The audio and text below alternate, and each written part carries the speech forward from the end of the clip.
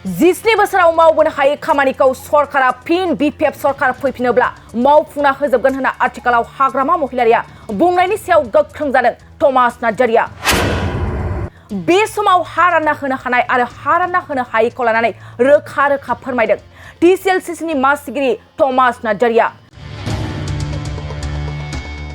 मा फोरमायदों बिथां थमास नार्जारिया? बिथाङा रोखा रोखा फोरमायदों आरो रुजुदों एरै। थांनाय जिस्नि बोसोराव बिपिएफ सरकारा हा गैजायै रायजो राजाफोरनो 15,000ल' हा फाट्टा रानना होनो हादों। नाथाय प्रमद बर' दैदेननाय इउ पिपल सरकारा 3 बोसोरावनो नंगौ 3 बोसोरावनो 96,000निबो बारा हा गैजायै रायजो राजाफोरनो हा फाट्टा रानना होनो हादों।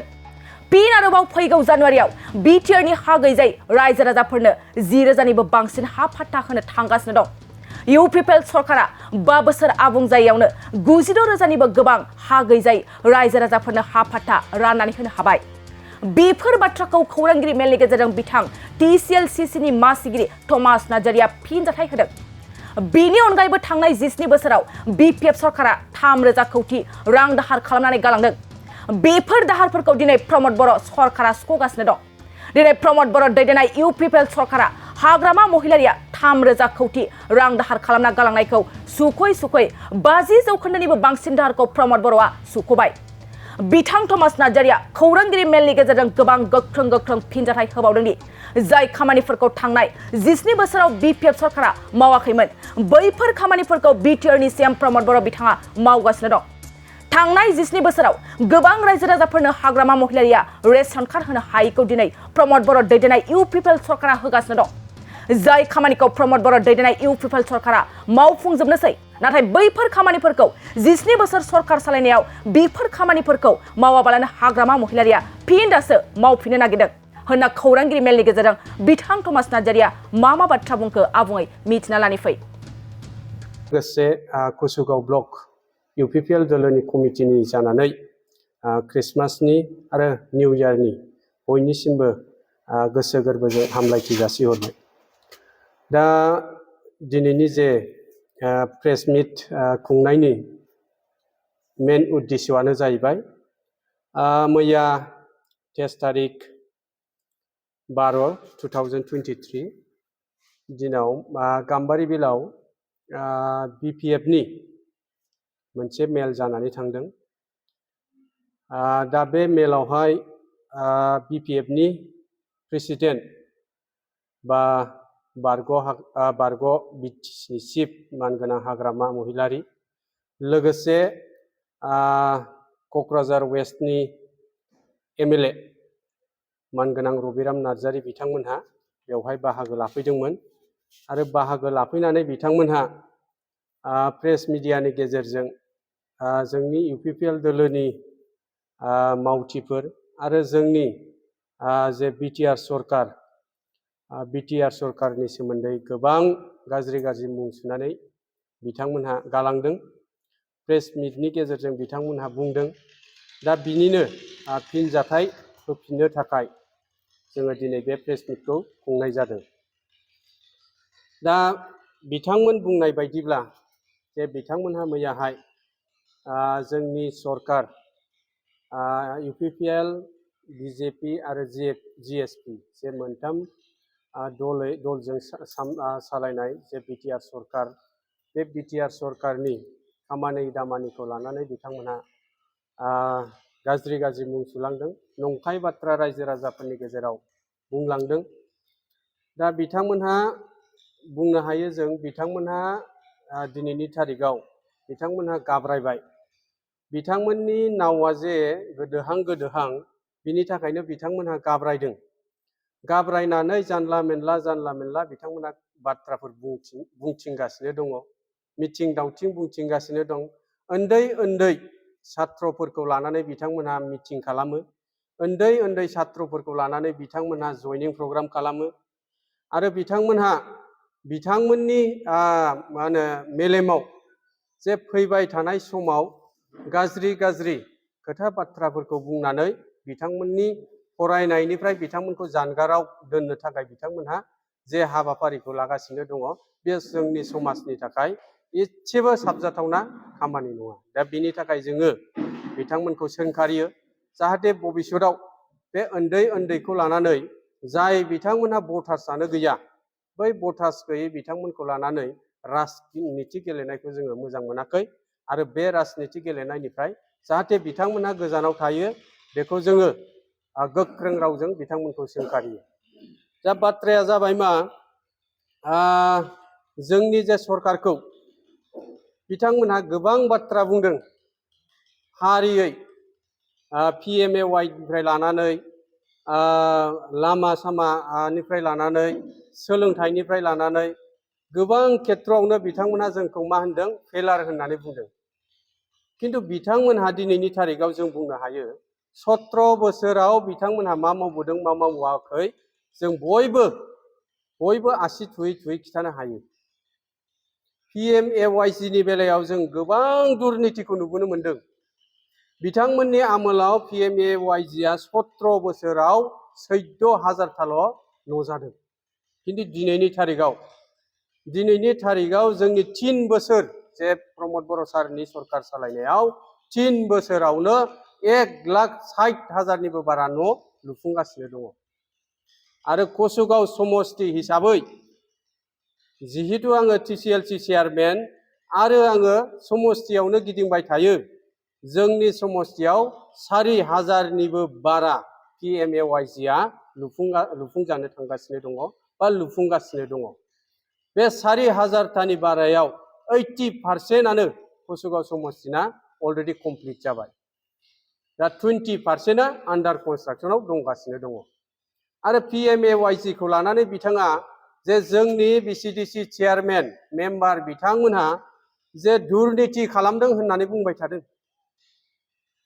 दुर्नीति खालामदों 10,000 फैसा लादों फैसा मोनाबा न'खौ लुनो होआ बेफोरबायदि बाथ्राखौ बिथांमोनहा बुंदों। दा आं बुंगोन मानगोनां रबिराम नार्जारी नोंथाङा समष्टियाव बेसेबां गिदिङो बिनि बांसिन आङो कसुगाव समष्टियाव गिदिङो। बेवहाय आं नुदों थांनाय बारनि PMAYG न' लुनायाव जाय बिथांमोना 17 बोसोर सरकार सालायदोंमोन बिथांमोना मा खालामदों एखेबारे न'खौनो जाख्ल'यै दिनैसिम लुफुंजोबनो हायै अबस्थायाव खालामनानै गालांदों। जों मा खालामदों बिथांमोननि न'आ जाहाथे लुफुंजायो बिथांमोना जाहाथे बे न'आव थानो मोनो आलो गोजोनै उन्दुनो मोनो बिनि थाखाय जों मोनसे बुद्धि खालामनानै बिथांमोननि न'खौ दिनै लुफुंजोबनानै होनो हाबाय। थांनाय बारनिखौ बोरै खालामदों होनोब्ला बिथांमोननि न'नि नामाव जोङो IBS हमनो गोनां जादों। IBS जों बिथांमोननि न'खौ दिनै लुफुंजोबनानै होनो हाबाय जों। किन्तु बिथांमोना माने जाख्ल'नानै बिथांमोना न'खौनो कमप्लिट खालामनानै होनो हायाखैमोन। किन्तु दिनै प्रमद बर' सारनि दैदेननायाव प्रमद बर' सारनि दैदेननाय लोगोसे जोंनि समष्टिनि उकिल मोसाहारिनि नेतृत्वआव जों बेफोरबायदि खामानिखौ बिथांमोननि जे न' लुफुंनो हायैखौ जों लुफुंजोबनानै होनो हाबाय। लोगोसे दानि जे खासा फाका आवास प्लास बेखौ जोङो BCDC चेयारमेन मेम्बार लोगो नांनानै जों बेनिफिसारिफोरखौ बुंदों जे बेनिफिसारिफ्रानो बे न'खौ लुजोबनांगौ। दा बेनिफिसारि बिथांमोना गावसोरनो लुगासिनो दङ न'खौ। दा लुगासिनो दङ आरो अलमस्ट माने न'आ कमप्लिटआनो जागासिनो। जाबायखौनो हमदो 80%आनो जोंना कमप्लिट जाजोब्बाय। आरो जे बिथाङा जे जोंखौ जाख्ल'दों होननानै बुंबाय थादों जोंनि BCDC चेयारमेनफोरखौ जे डिमान्ड खालामदों होनदों 10,000 एखेबारे बियो मिसा खोथा। एखेबारे मिसा खोथा। खोथा गैयिनि थाखाय बेफोरबायदि बाथ्राफोरखौ बिथांमोना बुंदों। बिथांमोना अयबास जाबाय। बै समाव बिथांमोना दि जाख्ल'यदों बै जाख्ल'नायानो बिथांमोननि खुगा बिजौआव फैयो दिनैसिमबो। बिथांमोननि खुगा बिजौआव फैयो। बिथाङा बुंबावदों मोनसे खोथाखौ क्रिसमास बायनायनि उनाव जे बिथाङा डिसिखौ लानानै न'खर बेरायनो होननानै बुंदों। आं बुंगोन नोंथाङा फै सोरखौ लानानै फै नायथिं फै बिनि थाखाय मस्ट वेलकाम। आं कसुगाव समष्टिनि TCLC चेयारमेन जानानै नोंथांखौ बुंबाय जे नोंथाङा फै नोंथाङा हाबफै नोंथाङा नायदिंफै आरो जोंनि न' लुनायनि अबस्थाया मारै दङ मारै गैया नोंथाङा निजे नुगोन जेब्ला नोंथाङा नायफैनानै बुंनो गोनां जागोन दे कसुगाव समस्तियाव जोंनि बिसिडिसि चेयारमेननि नेतृत्वआव न'आ मोजाङैनो लुफुंजोब्बाय होननानैसो होननो गोनां बायध'था जागोन नोंथाङा बेखिनिखौ आं बुंबाय आरो बिथांमोनहा बुंदों जे जोंनि सरकारा जेबो खामानि मावनो हायाखै होननानै जों बुंदों जोंनि सरकारा मोनफ्रोमबो बिथिङाव खामानि मावगासिनो दङ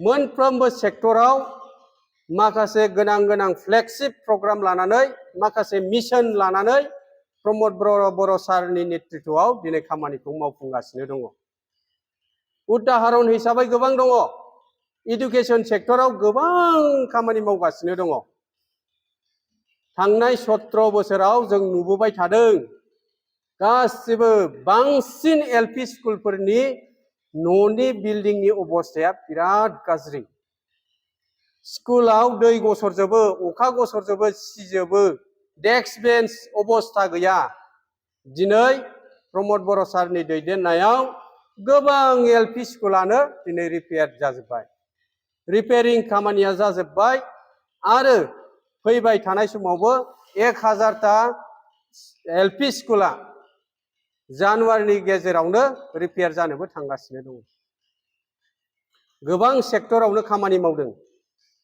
आरो बेजों लोगोसे जोंहा इडुकेशन सेक्टरावनो जोंहा बड'फा सुपार 50 मिशन लानानै गोबां खामानि मावगासिनो दङ हिउमेन रिसोर्स डेभेलप खालामनो थाखाय प्रमद बर' सारा गोबां नाजागासिनो दङ मोनफ्रोमबो कम्पिटिटिभ एग्जाम जेरैहाय जोंहा यूपीएससी एससीएस इंजीनियरिंग मेडिकेल बैफोर जे कम्पिटिटिभ एग्जामखौ होनो थाखाय जे कोचिं जाय बिथांमोनहा गोरिब गुन्द्रानि न'खरनि छात्र बिथांमोनहा जे कोचिं लानो हायै बै न'खरनि मोजां स्टुडेन्ट्सफोरखौ सायख'नानै दिनै बैफोर कम्पिटिटिभ एग्जामखौ होनो थाखाय मोजां कोचिं सेन्टाराव बिथांमोनखौ कोचिं होगासिनो दङ आरो गोबां बिथांमोनहा एग्जाम होबाय आरो एग्जामावबो मेन्स एग्जामावबो गोबां गथ'फ्रा पास जानानै दङ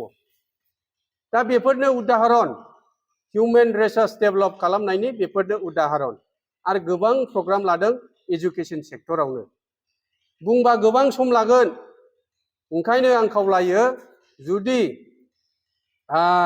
जोंनि 29 वेस्ट क'क्राझारनि मानगोनां रबिराम नार्जारी एमएलए सारनो जुदि नांगौब्ला बिटिआर सरकारा बा प्रमद बर' सारनि दैदेननायाव मा खामानि जादों जायाखै नांगौबा आंनि आखायावनो दङ गासिबो तत्त्वआ आंनि आखायाव दंजोबो बे लेखाखौ आङो बिथांनो हरनो थाखाय आङो राजि जुदि बिथाङा बिनानै लांफैयोब्ला आं बिथांनो गथायनानै होगोन बिथाङा बे लेखाखौ फरायथों बिटिआर सरकारा मा खामानि मावदों मा खामानि मावाखै आरो फैबाय थानाय समाव मा खामानि मावनो थाखाय आखायाव लादों बेवहायनो दंजोबो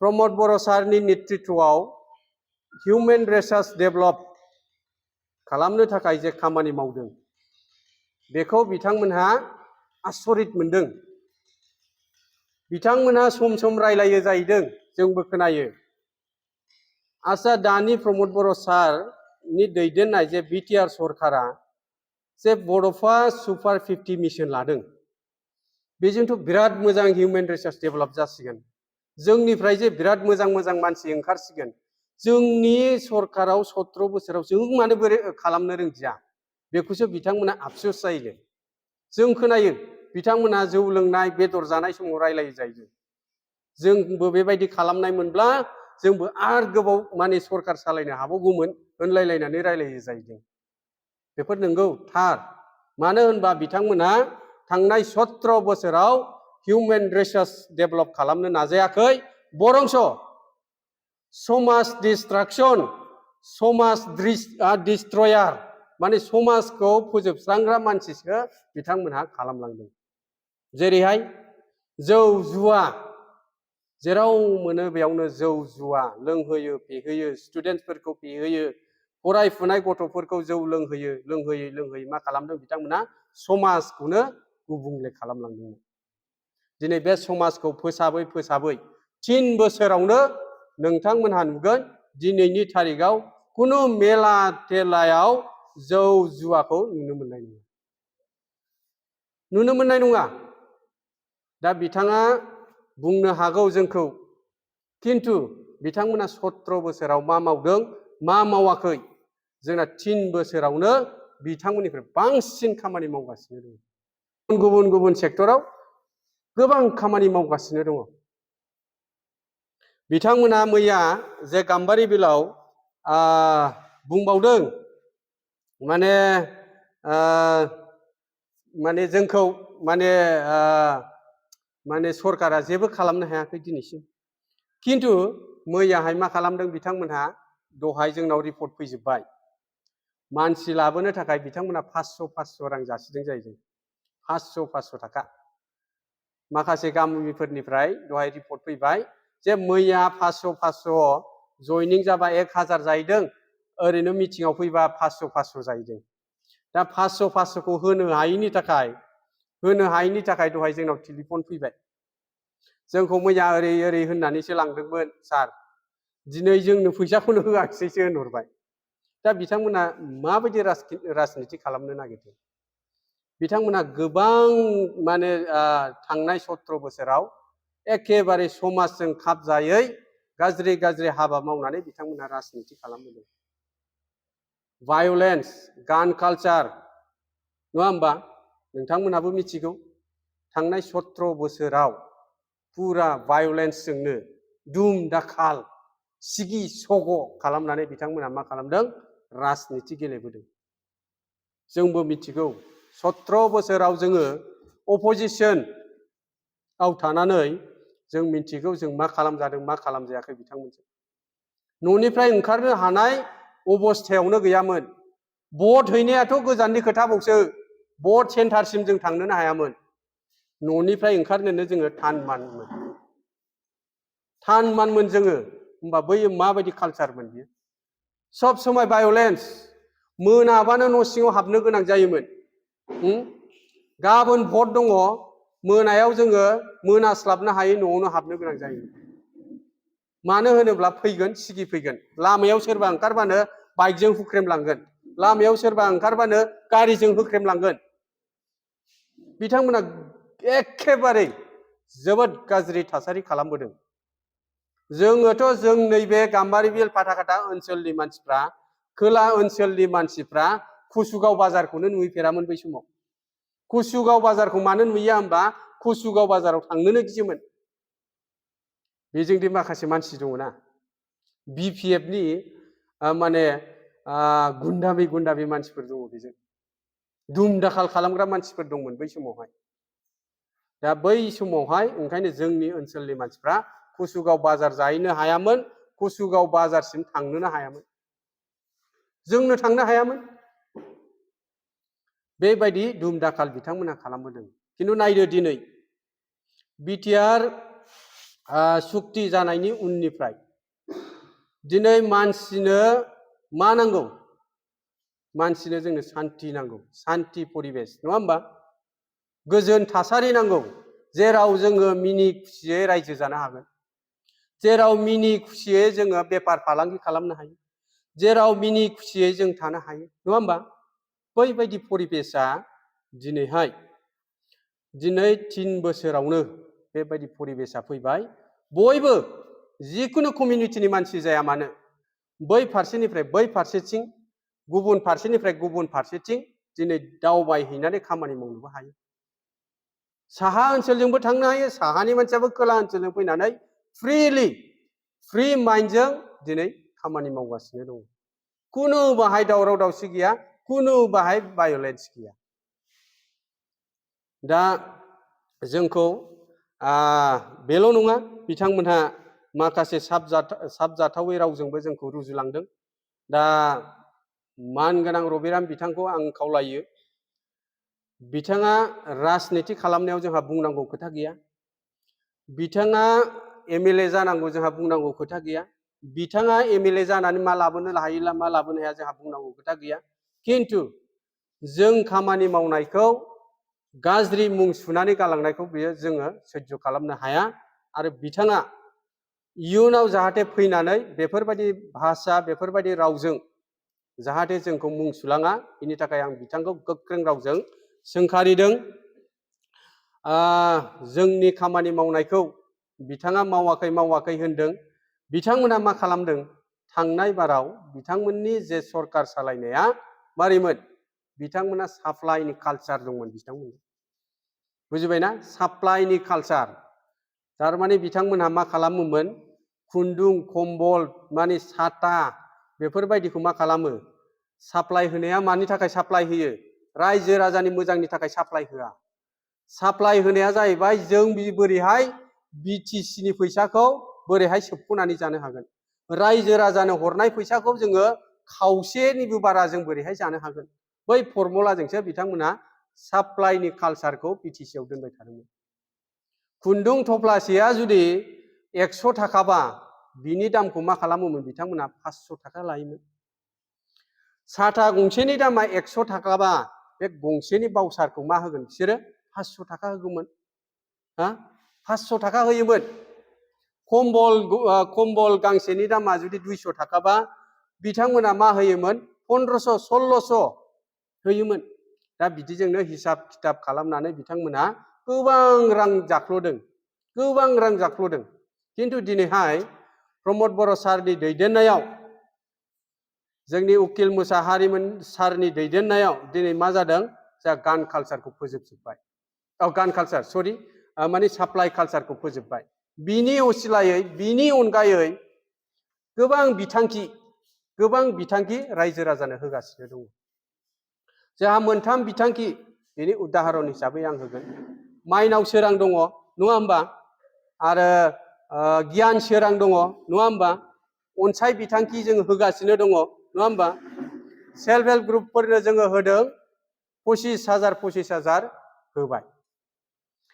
75,000 होगोन, खिन्थु 25,000 हिसाबै फार्स्ट किस्ति होबाय।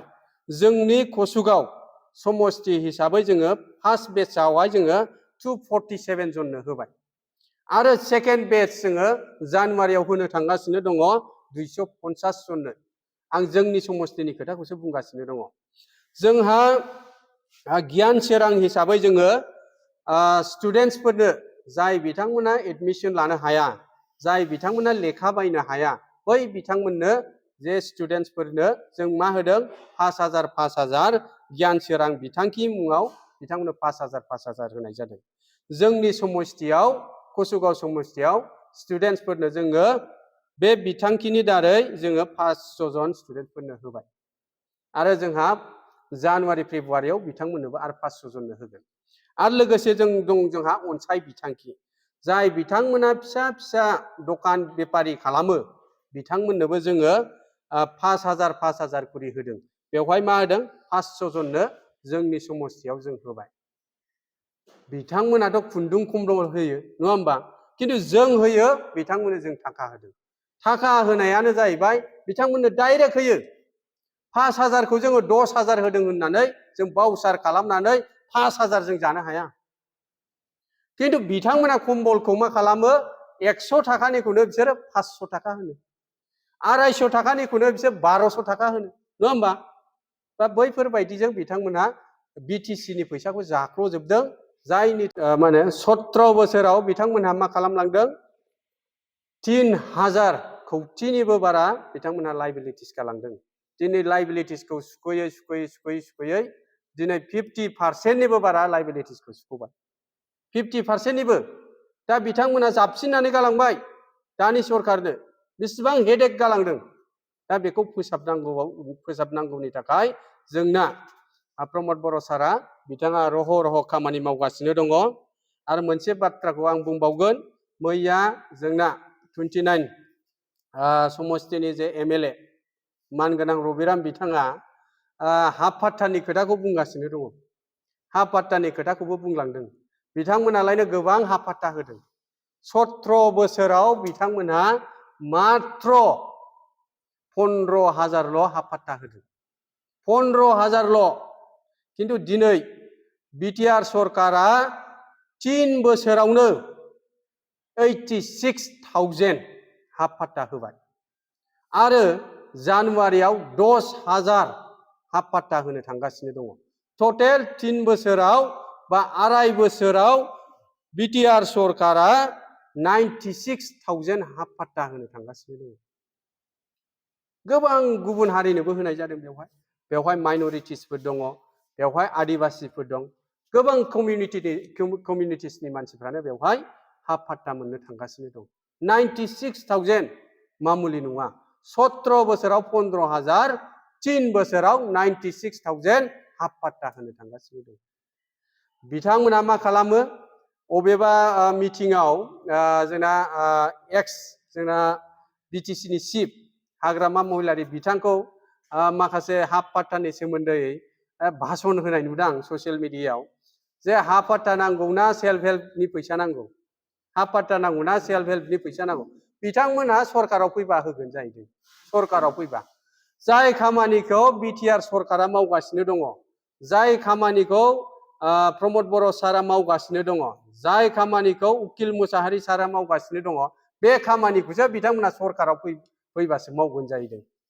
जों दिनै अलरेडि बिटिआर सरकारा आं दहाय बुंनाय बायदि 96,000 हाफात्ता होगासिनो दङ। 86आ अलरेडि कमप्लिट होखांबाय आरो 10,000आ जानुवारियावनो होनायनिबो थिरांथा लाबाय बा होसिगोन। बेखिनिखौ आं बुंबाय। आरो बिथांमोनहा खामानि मावाखै होनदों, किन्तु जोंनि खामानि मावनायखौ जोङो जुदि फारि फारि बुंलांनांगौबा सानसे होनब्लाबो जोबनाय नङा। सानसे होनब्लाबो जोबनाय नङा। आरो जोङो रेशन कार्ड होनो थांगासिनो दङ, जाय खामानिखौ 17 बोसोराव बिपिएफ सरकारा होनो हायाखै, बे रेशन कार्डखौ दिनै जानुवारिनि सिगांनो बे रेशन कार्डखौ होनो थांगासिनो दं। अलरेडि कमप्लिट जाजोब्बाय। मात्र रायजो राजानि आखायाव बिलाइनोल' सम थासारिखौ नायनानै जानुवारिनि सिगांनो बेखौ होनायनि थिरांथा लागासिनो दं। आरो स्वयं जोंना कुसुगाव समस्तिनिफ्राय देरहालांनाय मानगोनां उकिल मुसाहारियानो जोंनि फुड एन्ड सिभिल साप्लाइनि बिथाङा इएम आरो बिथांनि डिपार्टमेन्टनिफ्रायनो जोङो साफ्रोमबो मानसिनो जाय बिथांमोना रेशन मोनाखै बिथांमोननो होनो थांगासिनो दङ। आरो लोगोसे रेशन कार्डजोंनो आयुष्मान कार्डनि फ्रि ट्रिटमेन्ट 5 लाखनि बेवहाय दंफायो, बेखौ मोनफागोन। बेखिनिखौ बुंबाय। आरो बिथांमोना जे बुंदों बिथांमोना बे रेशन कार्डनो हाफात्तानो माबा माबिनो सरकाराव फैबा मावगोन, किन्तु जोंहा अलरेडि बेखौ मावनानै जों कमप्लिट खालामनो थांगासिनो दङ। किन्तु आं मोनसे खोथाखौ बुंगोन, रिजनेल पार्टिया जिहेतु फिसा मोनफा जायगानि मोनसे पार्टी, आरो बेखौ जोङो नुयो जे रिजनेल पार्टिया खनसे सरकारनिफ्राय गोग्लैखांनायनि उनाव बियो सरकाराव फैफिननायनि उदाहरना खुब खम। जुदि बैबायदि रिजनेल पार्टिखौ नेशनेल पार्टिया जुदि बेकिं होआब्ला, बैबायदि रिजनेल पार्टिया बा फिसा दला सरकाराव फैनानै सरकारनिफ्राय बायनानै थांनानै आरो सरकाराव फैफिननांगौआ, बेबायदि उदाहरनखौ जोङो खुब खम नुयो। आरो बिपिएफ दल हिसाबै बिथांमोनहाथ' दोबैनाय नाव जाबाय, आरो बिथांमोना बे दैनिफ्राय बिथांमोना मालाबाबो सिखारफिननो हानाय नङा। बिथांमोनहा नायबानो जाबाय। नोंथांमोननि चेनेलनि गेजेरजों आं बेखौनो बुंगोन, बिथांमोनखौ नाय, बिथांमोनहा एमपि इलेक्सन जोबनाय लोगो लोगोनो बिथांमोननि दला साफा जागोन, सेरखाय बेरखाय जागोन। आरो बिथांमोननि जे बागा नेता, गिदिर नेता बिथांमोननि बिपिएफ दोलोनि, जोंनि इउपिपिएल दोलोआव हाबनो थाखाय बिथांमोना थियारि जागासिनो दङ। सम आरो खाबुखौ नायनानै जोङो बिथांमोनखौ जइनिं लानो थांगासिनो दङ। बिथांमोननिफ्राय लोब फैगासिनो दङ। बिथांमोना हमथानो हानाय नङा। बिथांमोना आरो हमथानो हानाय नंला। MP जोबनाय लोगो लोगोनो बिथांमोननि दलाबो जोबसिगोन बियो रोखा। बेखिनिखौ बुंबाय आरो आं खावलायनो सानदों फिन खेबसेबाव जोंनि 29 वेस्ट क'क्राझारनि मानगोनां MLA रबिराम नार्जारिखौ बिथाङा राजनितिखौ खालाम, गावनि लेभेलाव खालामनानै मोजाङै खालाम। बिथांखौ आङो मा होनो आंनि गोसो गोरबोनिफ्राय बिथांखौ हुबिसा जासियो जाहाथे बिथाङा मोजां राजनिति जाथों, पलिटिशियान जाथों। खिन्थु जोंनि ओनसोलाव फैनानै गुबुंले थासारिखौ गुबुंले खालामनो नाङा, बेखिनिखौ आङो बुंबाय। आरो फैबाय थानाय समावहाय बिथाङा जेखि खालामा मानो जानला मेनला बाथ्राफोरखौ सावरायफैलायनो नाङा, नंखाय खोथाखौ जोंनि ओनसोलाव बानसावला फैनो नाङा। माने नंखाय खोथाफोरखौ बुंनानै जोंनि रायजो राजाफोरखौ माने सिदलि बिदलि बानायनो नाङा। मोजां माने समाज मोजां थासारि बानायनायाव जाहाथे जोंनि UPPL दोलोनि मानगोनां दैदेनगिरिफोर, जोंनि BTR सरकारनि मानगोनां चिफ प्रमद बर' सार आरो जोंनि उकिल मुसाहारि सार बिथांमोनहा जे समाजखौ फोसाबनायाव खामानि मावगासिनो दङ, समाजनि डेभेलपमेन्टनि थाखाय खामानि मावगासिनो दङ, आं बेखौसो खावलायनो नाजादों जे रबिराम बिथाङाबो जाहाथे जोंनि चिफ बा जोंनि EM जोंनि UPPL दोलोआव फैनानै जाहाथे जोंजों खामानि मावफैयो, बिथांमोनखौ आङो वेलकाम खालामो। मानो होनोब्ला बैबायदि गाज्रि थासारियाव बिथाङा थानायाबो खाबजाया। बेखिनिखौ आं बुंबाय। आरो फैबाय थानाय समावहाय जोङो UPPL दोलोआ बयनिख्रुइबो स्ट्रंसिन माने रिजनेल पार्टि जानो थांगासिनो दङ। बेखिनिखौ बुंबाय। आङो नोंथांमोननि चेनेलनि गेजेरजों जोबनायाव बयनिसिमबो फैबाय थानाय क्रिसमास लोगोसे निउ इयारनि आरो फिन खेबसेबाव गोजोन हामलायथि जासिबाय आरो अबंलावरिनाव आर'ज गाबबाय जाहाथे बयनिबो जिबनाव बयनिबो थांनानै थानायाव आशीर्बाद सारहरो। बेखिनिखौ आर'ज गाबनानै आंनि बे बिबुंथिखौ एसेखिनियाव आं बड'सा फिल्म प्रडाक्शननिफ्राय क्रिसमास आरो गोदान बोसोरनि गोजोन हामलायनाय बावहरबाय। गोजोनथाव खौरां, रायजो राजाफोरनि सुबिदानि थाखाय फैगौ गोदान बोसोरनि 2 जानुवारिनिफ्राय 20 जानुवारिसिमनि थाखाय सिगांनि बेसेननिफ्राय खम खालामनानै आलायारन सावथुनखौ हरनाय जासिगोन। बेनिखायनो गोसो गोनां रायजो राजाफ्रा गोदानै होनाय नैबे गाहायनि नाम्बाराव कन्टेक्ट खालामहरनो हागोन। गुरै खावलायहरनाय नोंथांमोनखौ फुंनि 10 रिंगानिफ्राय बेलासिनि 3 रिंगासिमल' बुकिं खालामनो थाखाय कन्टेक्ट नाम्बार होनाय जाबाय। नैबे मबाइल नाम्बार 8453766183 नङाब्ला 9678616741 7896298145 आव